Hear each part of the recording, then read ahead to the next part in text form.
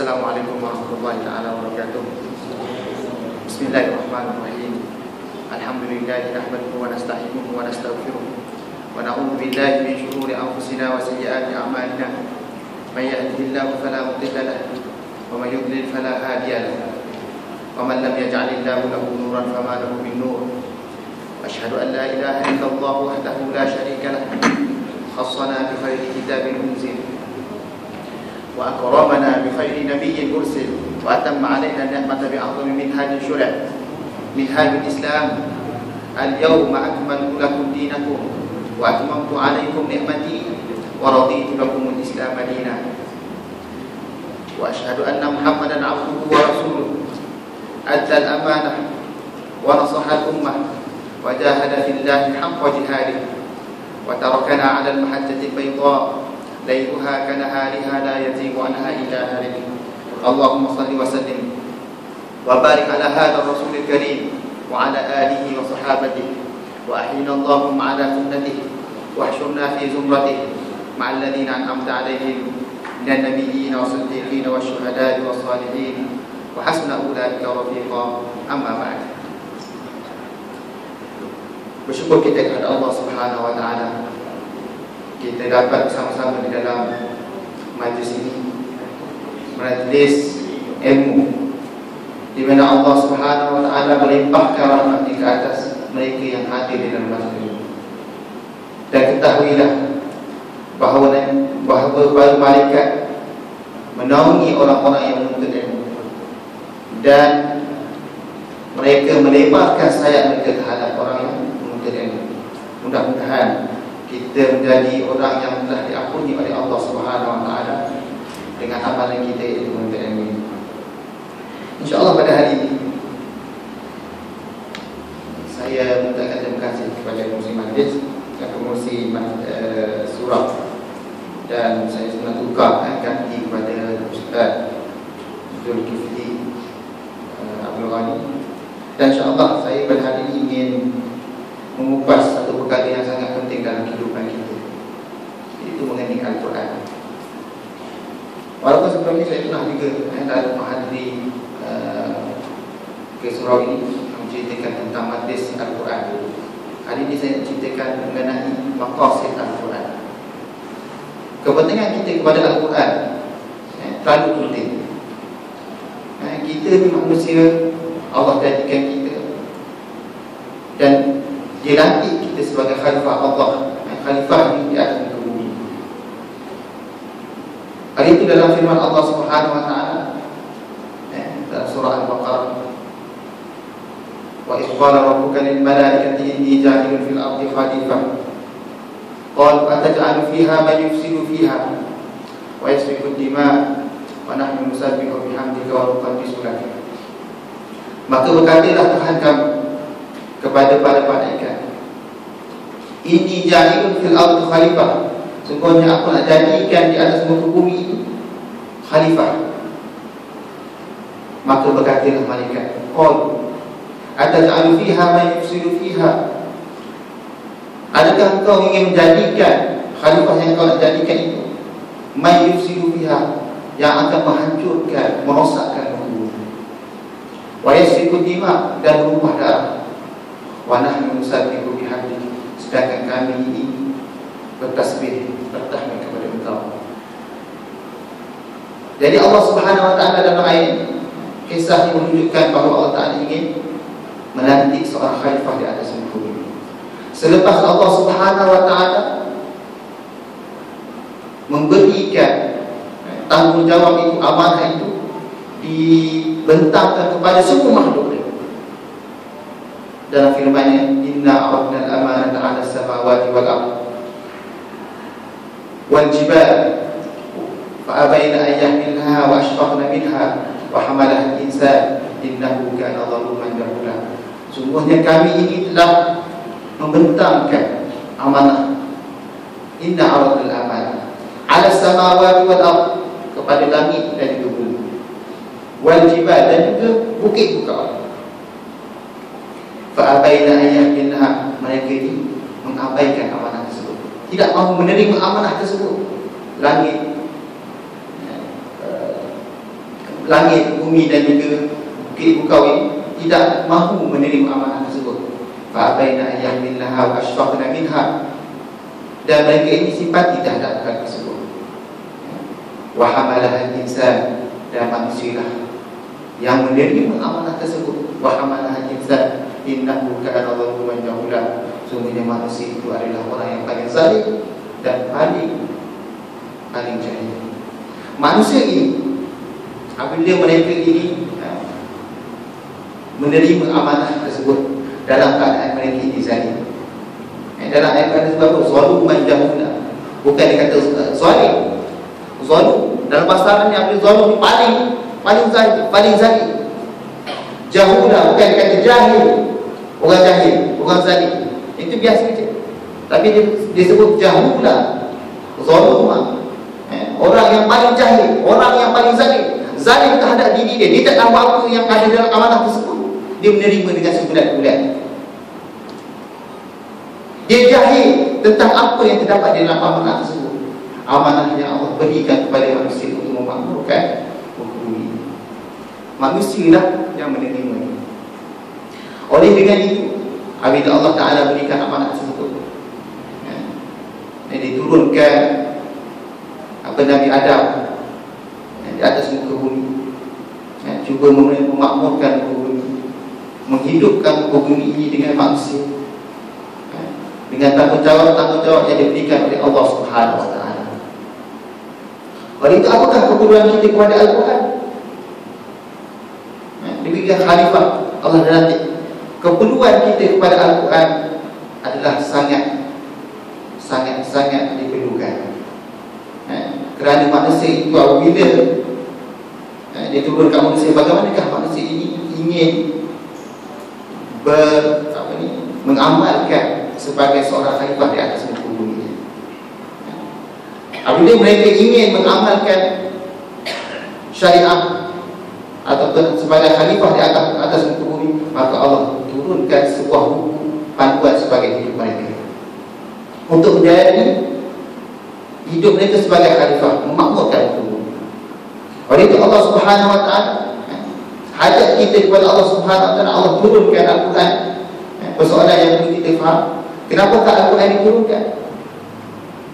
Kenapa Al-Quran diturunkan? Kalau kita lihat, kalau saya sebut sebelum ni, saya kata maqasid Al-Quran. Apakah itu maqasid Al-Quran? Maqasid itu objektif ataupun matlamat. Matlamat Al-Quran ataupun objektif Al-Quran. Kalau kita mendengarkan dalam baru-baru ni mengenai maqasid syariah, matlamat syariah. Sekarang kita membincang mengenai matlamat Al-Quran. Apakah itu matlamat Al-Quran? Kita tahu matlamat syariah, Allah Ta'ala jadikan amalan-amalan yang disyariatkan itu mempunyai maslahah, mempunyai hikmah yang tertentu. Allah kata sebuah sembahyang untuk kita menyucikan diri kita, itu hikmahnya. Allah Ta'ala menjadikan berpuasa, hikmah dia adalah supaya kita bertakwa kepada Allah Subhanahu Wa Ta'ala. Hikmahnya lagi, ahli para doktor mengatakan bahawa diet itu membawa kesihatan. Itu hikmah Allah Ta'ala jadikan dalam syariat. Tapi apakah maqasid Al-Quran? Matlamat Al-Quran. Allah Ta'ala, kenapa Allah Ta'ala turunkan Al-Quran? Dua perkara yang perlu kita fahamkan, perlu kita faham apabila kita mempersoalkan mengenai matlamat persyariatan. Itu kenapa Al-Quran diturunkan dan kenapa Nabi Muhammad itu diutuskan, para Nabi itu diutuskan. Sekarang persoalan kita adalah kenapa Al-Quran diturunkan? Untuk apa Al-Quran itu? Kalau kita beri buku kepada orang, apakah tujuan buku itu?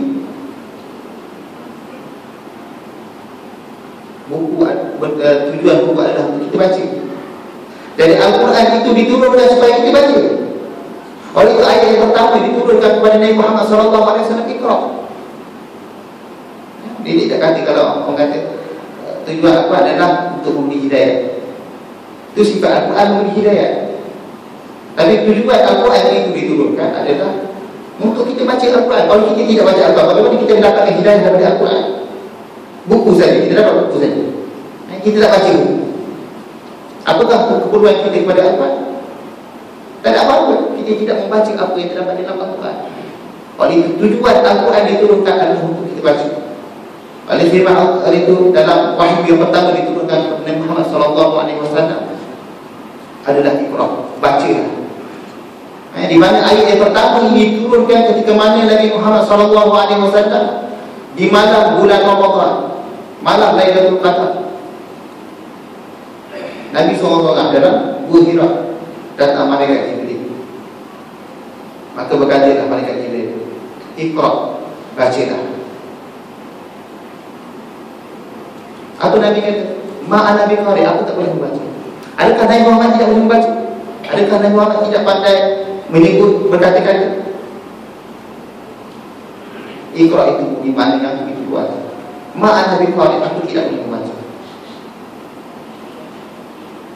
Maka berkata lagi malaikat Jibril, Iqra, bacalah. Nabi kata, Nabi SAW berkata lagi, Ma'ana biqari, aku tidak boleh membaca.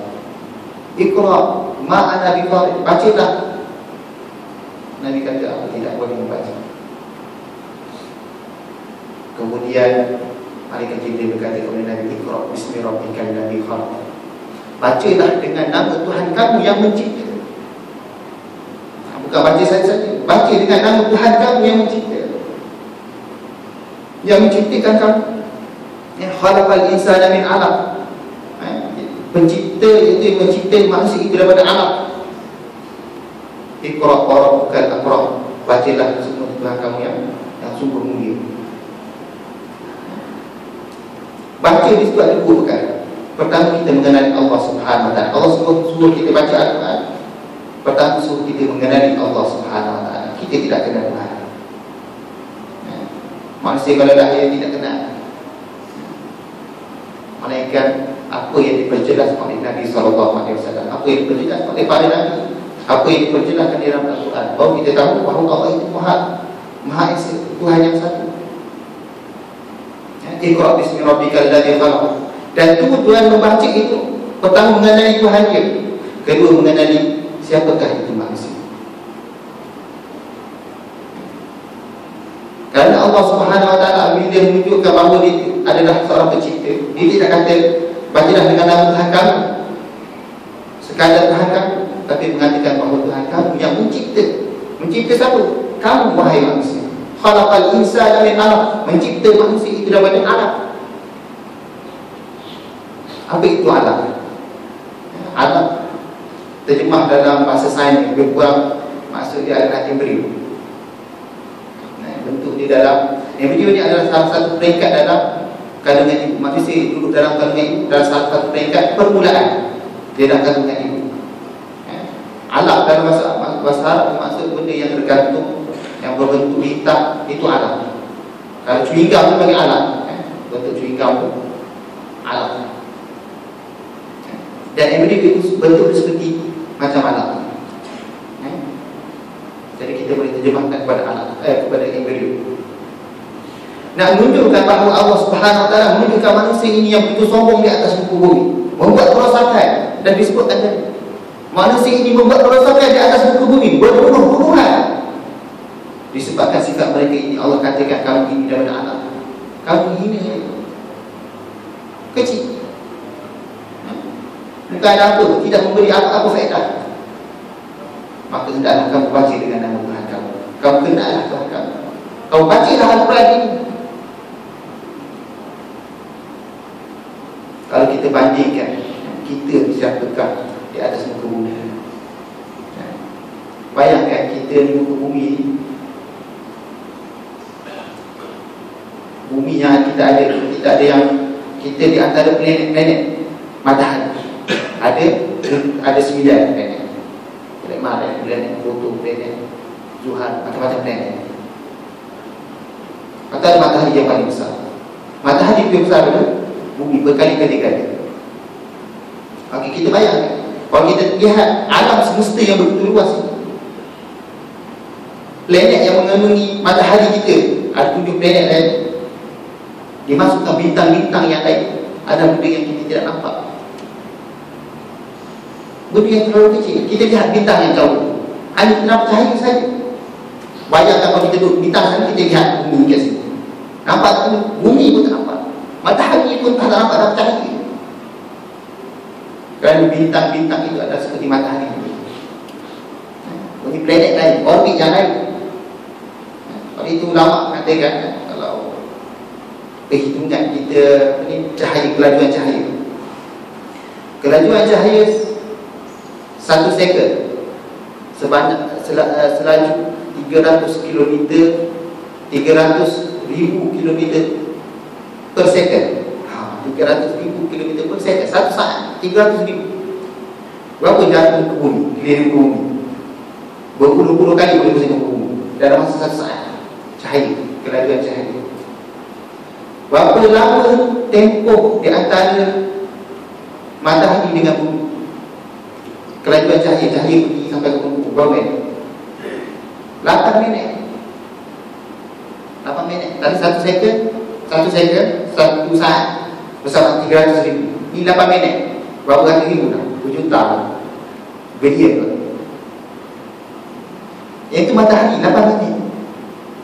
Jauh dia. Kita nampak pun depan mati sesuatu. Ni kalau kita lihat bintang yang kecil, kita nampak cahaya geli-geli.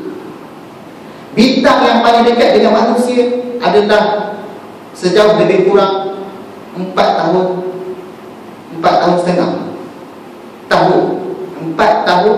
tahun setengah lebih kurang. Bayangkan 4 tahun. Yang kita settle 300,000, 8 minit matahari dengan bumi. Yang ini bintang yang paling dekat, 4 tahun setengah. Cahaya itu sampai 4 tahun. Selepas 4 tahun kita cahaya matahari sampai ke muka bumi dan selepas 4 minit. Ini cahaya bintang yang paling jauh, yang paling dekat, 4 tahun. Bayangkan bintang-bintang yang kecil. Bintang itu dah kecil tak kita lihat.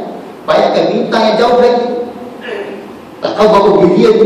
Dia panggil, dia kira perjalanan cahaya, tahun cahaya, panggil 4 tahun setengah cahaya. Kelajuan. Bayangkan yang kecil-kecil kita lihat, misalnya kecil, nampak tak nampak. Maka teropong baru nampak. Yang sini nampak, teropong baru nampak. Baru bilion tahu baru kita nampak. Kita ni, kita rasakan bahawa kita ni duduk dalam muka bumi. Siapakah kita ni?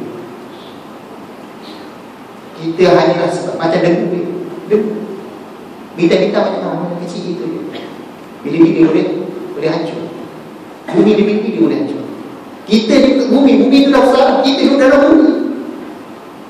Kita merasakan kita ni lebih besar daripada benda lain. Kita sombong, kita angkuh di atas muka bumi. Oleh itu Allah Subhanahu Wa Taala, kali pertama yang Allah mendefinisikan manusia supaya manusia itu faham tentang dia. Masih tak kenal diri dia. Ayat yang saya sebutkan tadi, innahu kana zaluman jahulan, jahil tentang diri dia. Kali pertama Allah telah mendefinisikan manusia itu adalah daripada alam, embryo, supaya mereka itu sedar bahawa dia hidup, bahawa dia sedar bahawa dia ada yang diciptakan kamu, something dengan pencipta kamu.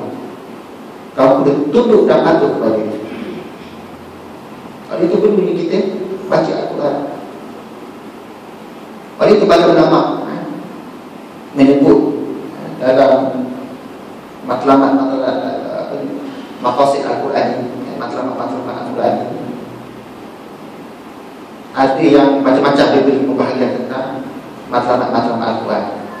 Ada bahagian kepada 3. Yang pertama dia kata matlamat Al-Quran ini adalah untuk kita baca. Kedua dia kata untuk mentazkiyah nafs. Kita baca kan supaya menyucikan diri kita. Kita dengar kita baca supaya kita sucikan diri. Dan ketiga kita dengan baca Al-Quran itu supaya kita sampaikan Al-Quran tersebut. Yang disebut oleh Taha Jabir Al-Wani. Yang saya nak tengahkan kat sini adalah yang disebutkan oleh Syekh Ibn Ashur dalam kitab Tahrir wa Tanwir. Kitab besar ditafsirkan Al-Quran. Dia menceritakan matlamat Al-Quran itu ada 8. Saya akan sebutkan berapa yang mungkin sebab kita dah lepas tengah habis yang masih cepat lagi pakai. Dia ada 8. Yang pertama sekali, tujuan Al-Quran itu, kalau saya sebut tadi tujuan Al-Quran itu membaca. Baca itu adalah tujuan Al-Quran yang diturunkan untuk kita baca. Tapi apakah matlamat yang perlu ada di dalam Al-Quran untuk manusia? Tujuan yang pertama adalah membetulkan akidah manusia, membetulkan fahaman manusia, ideologi manusia, persepsi manusia. Yang pertama sekali terhadap Allah Subhanahu Wa Taala. Seperti saya sebutkan tadi, manusia ini apabila dia tak sedar hati, dia angkuh kepada Allah Subhanahu Wa Taala. Pada itu orang yang paling angkuh di atas muka bumi adalah etis, tak percaya kepada Tuhan, challenge dengan Tuhan. Inilah golongan etis, tak percaya kepada Tuhan. Apa buktinya Tuhan? Kalau saya tanya lah, ini kita tanya kepada etis tanya kepada kita, apakah bukti bahawa Tuhan itu ada? Kita jawab macam mana? Siapa boleh jawab? Buktikan bahawa Tuhan itu ada. Anda tak nampak, kita nak buktikan. Ini persoalan etis. Orang yang dah ragu keimanan dia, tak kaya dah Tuhan. Tuhan ini tidak ada, dia buktikan Tuhan. Tuhan jadi kaum-kaum ini bagus, aku ni miskin, dia buktikan. Ketika Tuhan ini tidak ada, Tuhan ini buat sebelah, Tuhan ini tak dengar apa aku cakap, tak dengar apa yang aku doakan. Inilah menyebabkan sebab-sebab yang menyebabkan mereka ini dari etis, tak percaya kepada Tuhan. Mereka mulia bertanya, buktikan bahawa Tuhan itu ada. Apakah bukti kita nak tunjukkan bahawa Tuhan itu ada? Kita tidak boleh jawab.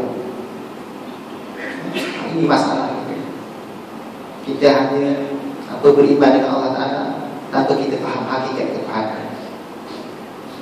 Sebenarnya kita kena faham, walaupun Allah Subhanahu Wa Taala mewajibkan bagi orang yang pertama masuk Islam supaya mengetahui dalil-dalil dan bukti bahawa Tuhan itu ada.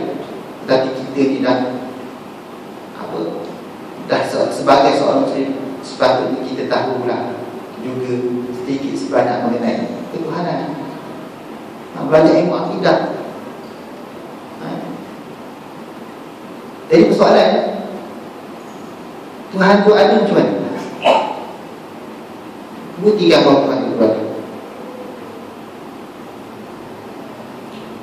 Apabila kita mahu membuktikan bahawa Tuhan itu ada,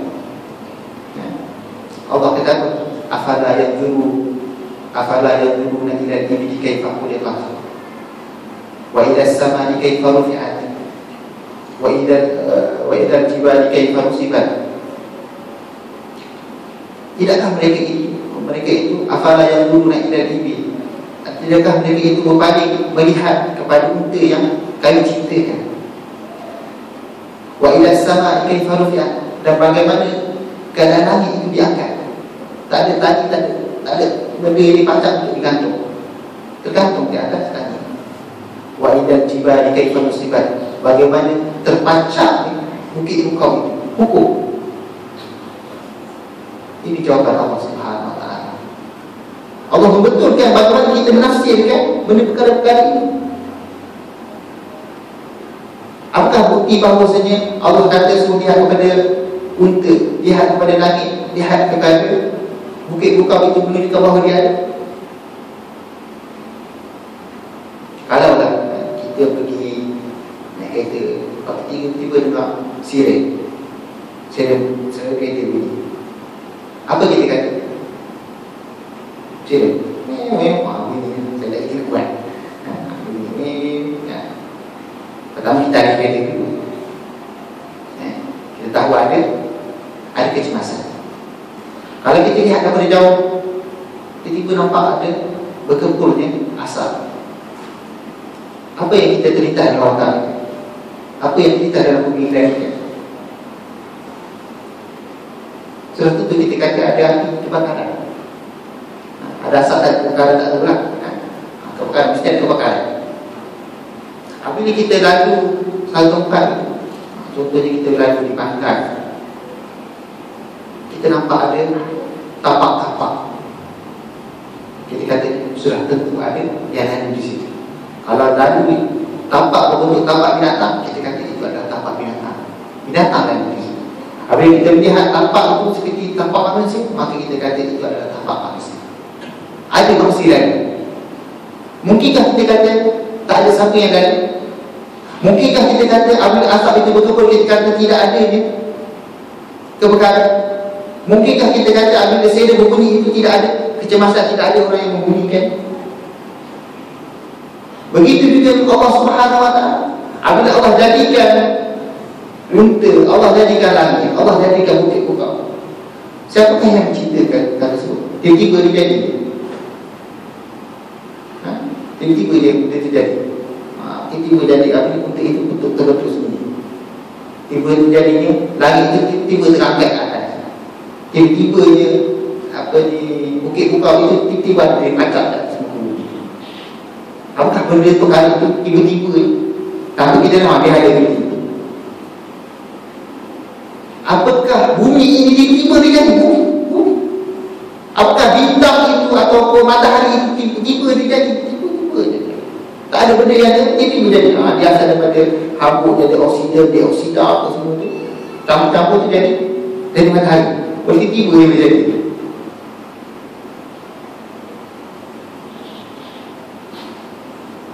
Benda-benda yang unik yang Allah Ta'ala jadikan hukum matahari manusia itu sendiri. Kita lihat apa diri kita.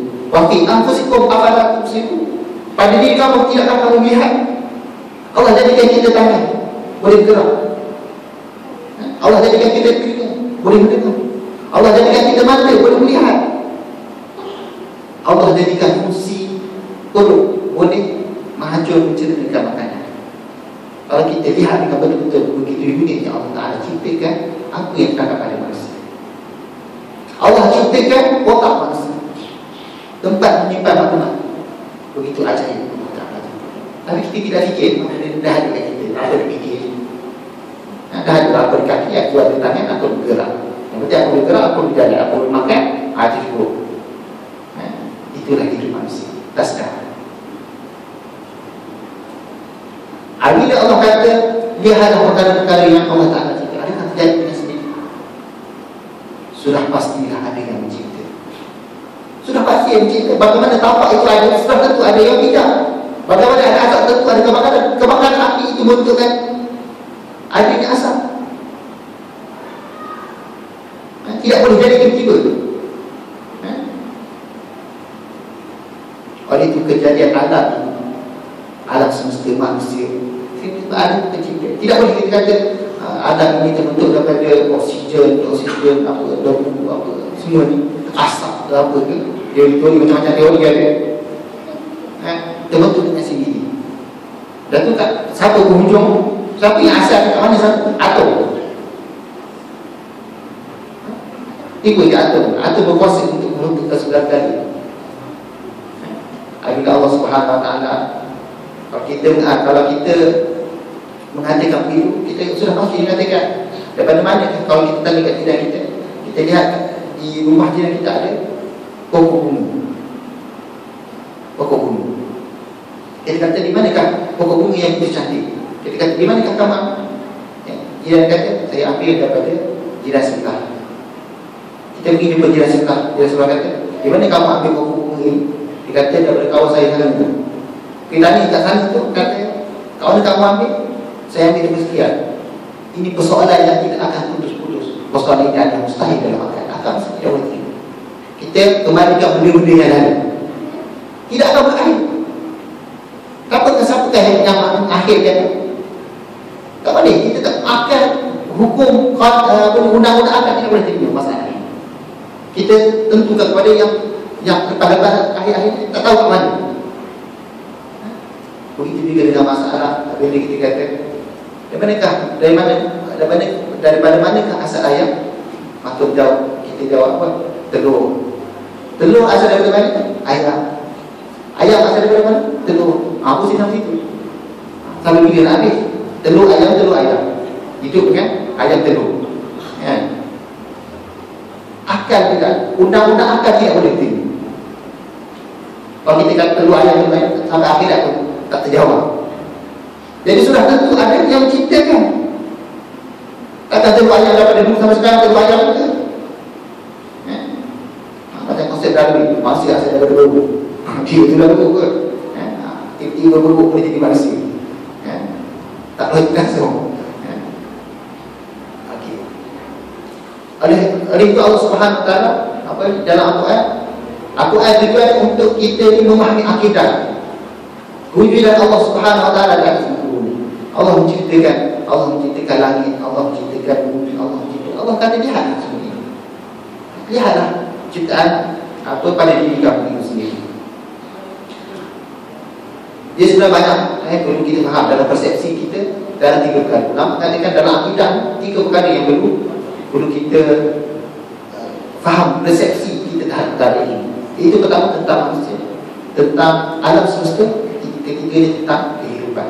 Persepsi ini jika kita salah faham, maka kita akan lari daripada akidah yang sebenar.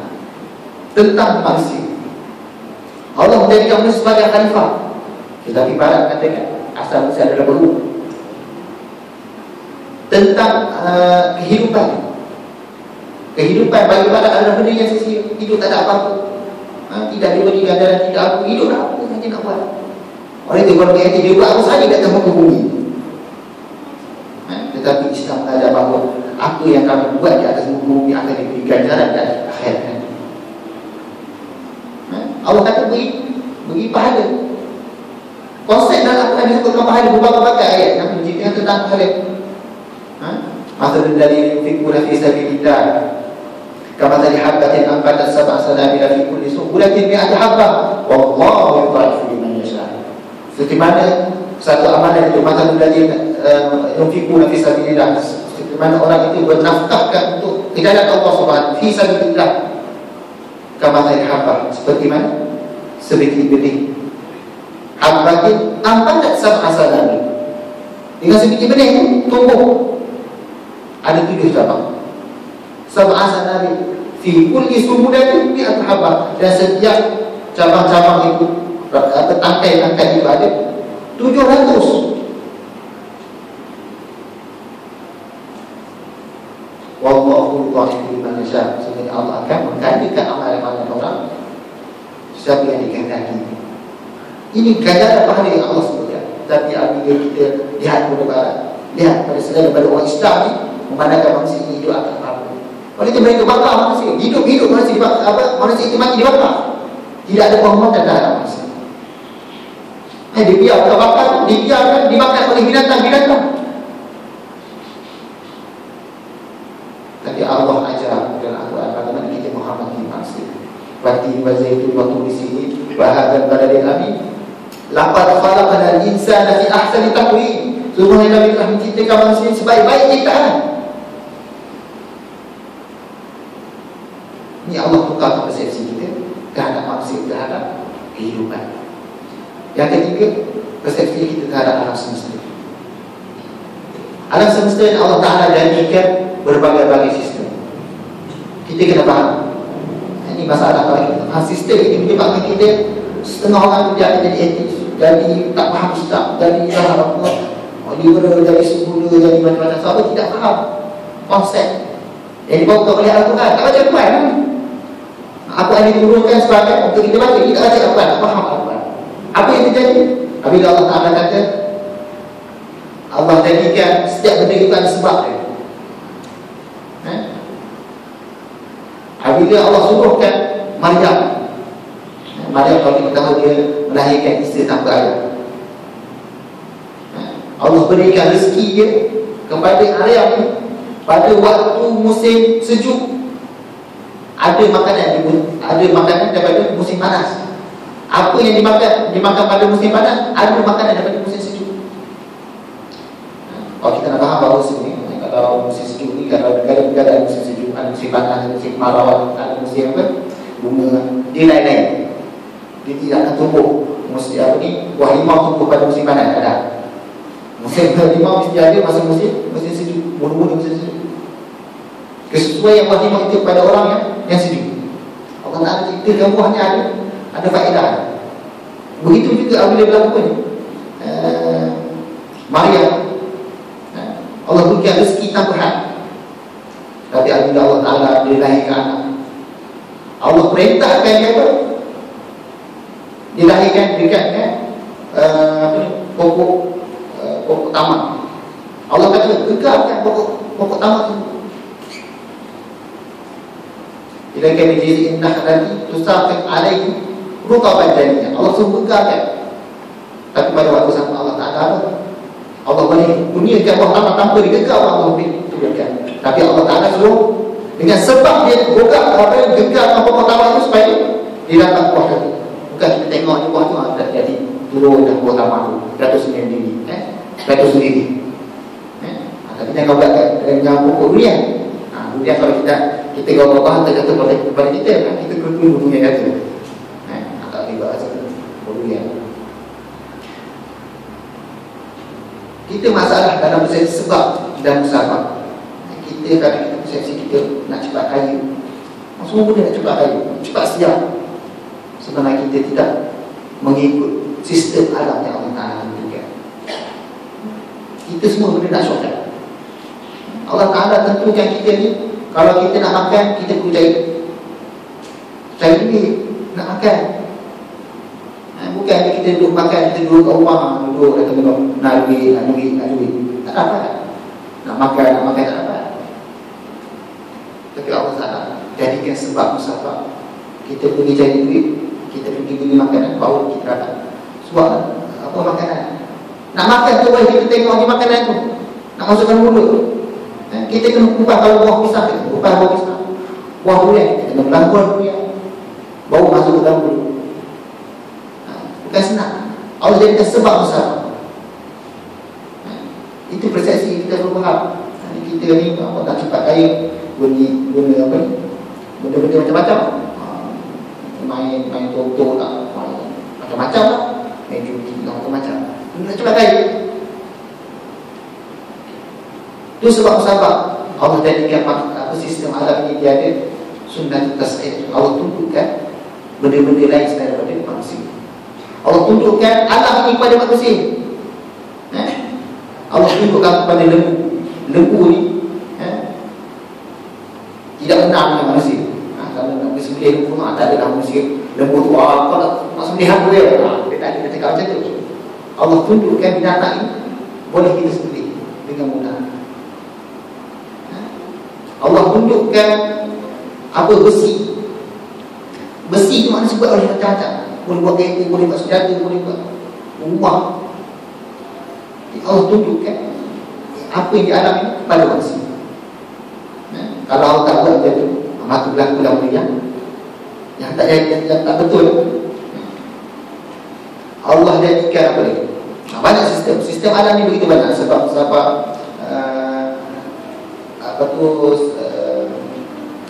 berperingkat, sistem berperingkat. Dalam alam ni mesti berperingkat. Kita mustahillah, kita tidak dilahirkan pun kita jadi besar kan? Kita jadikan benda kecil, baby. Kita belajar sikit-sikit bagaimana kita nak sebut dan benda kecil. Lepas tu baru kita besar, kita belajar sikit-sikit. Bukan kita tahu dah berlahir lagi, kita dah tahu dah semua. Allah jadikan benda ni berperingkat-peringkat. Begitu juga kalau kita nak belajar, kita jangan menyesal bahawa kita belajar ni payah. Sekarang payah kita nak belajar, payah kita nak datang haji. Kita buat sikit-sikit. Payah kita nak baca Quran, nak sebut Quran pun lagi. Alhamdulillah nak sebut pun payah kita nak baca Quran. Memang itulah Allah ciptakan tadabbur. Berperingkat-peringkat bukan boleh nak terus sokat terus sampai dia pandai berlaku terus. Bukan pandai. Kita nak pandai berlaku pun kita belajar juga. Kemudian Allah panjang ni dulu sikit yang saya tambah mengenai akidah yang mengenai sistem. Allah Ta'ala jadikan dalam bumi ada sistem, alam ini ada sistem. Apa ini? Kemudian maqasid Al-Quran itu ialah Allah menciptakan syariat. Allah Ta'ala jadikan syariat ini supaya manusia ikut bagaimana mereka hidup di atas bumi. Kemudian Allah cipta, Allah dalam matlamat Al-Quran ini Allah menciptakan kisah-kisah supaya kita mengambil tauladan. Allah menciptakan dalam matlamat dalam Al-Quran ini menceritakan tentang Mukjizat. Yang dimaksudkan mukjizat adalah mukjizat Al-Quran. Mukjizat Al-Quran ini begitu banyak. Allah Ta'ala menciptakan perkara mukjizat yang dimaksudkan dalam Al-Quran adalah mukjizat itu baru diketahui zaman sekarang. Sebelum ini tidak diketahui. Contohnya, saya bisa contoh. Contohnya bintang. Apakah mukjizat bintang yang diceritakan Allah Ta'ala? Firman Allah Subhanahu wa taala, "Fala uqsimu bimawaqi'in nujum wa innahu laqasamun law ta'lamun 'azim innahu laqur'anun karim fi kitabin maknun la yamassuhu illa al-mutahharun." Aku bersumpah dengan lokasi-lokasi bintang. Innahu laqasamun law ta'lamun 'azim. Sungguhnya jika kamu tahu bahawa sumpah itu sangat besar, sangat agung. Innahu laqur'anun karim. Sungguhnya itulah Al-Quran. Innahu laqur'anun karim fi kitabin maknun, dalam kitab yang tersimpan. Allah kaitkan bintang dengan Al-Quran. Allah kaitkan lokasi bintang dengan Al-Quran. Allah kaitkan bintang dengan hadis Nabi. Wa najmi idza hawa ma dhalla sahibukum wa ma ghawa wa ma yantiqu 'anil hawa in huwa illa wahyun yuha. Demi bintang yang akan beransur hilang. Wa najmi idza hawa ma dhalla sahibukum wa ma ghawa. Sungguhnya sahabat kami itu Nabi Muhammad itu bukanlah orang yang sesat, dan dia tidak bercakap melainkan dia tidak bercakap dengan hawa nafsunya. Sesungguhnya dia bercakap dengan wahyu yang diturunkan. Tapi Allah SWT kaitkan dengan bintang. Tapi Allah kaitkan dengan Al-Quran ini dengan lokasi-lokasi bintang. Apa hebatnya bintang yang Allah sumpah? Besarnya bintang yang Allah sumpah. Demi bintang Allah bersumpah dengan asri wal asr. Allah bersumpah dengan wal zaitun. Ini sumpahan Allah Ta'ala. Kata Allah sumpah bintang ini berkaitan dengan Al-Quran. Begitu agungnya Al-Quran. Apa kelebihan bintang? Allah kata lokasi bintang. Ini saya dah sebut tadi, supaya tidak panjang ceritanya. Saya dah sebut pasal jauhnya bintang, lokasi bintang. Sekarang ni apa kita lihat bintang cahaya dikeluarkan tu, yang kita kata jauh dari 4 tahun setengah yang paling dekat, 4 tahun setengah cahaya. Yang lebih kurang, saya 4 tahun setengah yang paling dekat. Yang jauh tu berapa bilion, berapa juta, berapa ratus tahun jauh dia punya tempoh dia. Bayangkan tuan-tuan, bintang yang jauh, cahaya itu baru sampai berjuta-juta tahun. Sekarang dia cahaya itu baru sampai. Kan kedudukan ke mana? Kedudukan bintang itu mana? Itu persoalan. Sesungguhnya betul ini lokasi bintang itu telah berubah. Dan berjuta-juta tahun mesti tempat lain. Cahaya itu baru sampai. Cahaya matahari berapa minit? Bintang yang dekat 4 tahun setengah. Yang berjuta-juta tahun ke mana duduk kan? Dan betul-betul tempat cahaya yang kita lihat itu baru sampai. Oleh itu Allah bersumpah dengan lokasi bintang dengan Al-Quran. Begitu agungnya rahsia Al-Quran itu sangat besar. Oleh itu Allah bersumpah dengan lokasi bintang. Jadi saya akhiri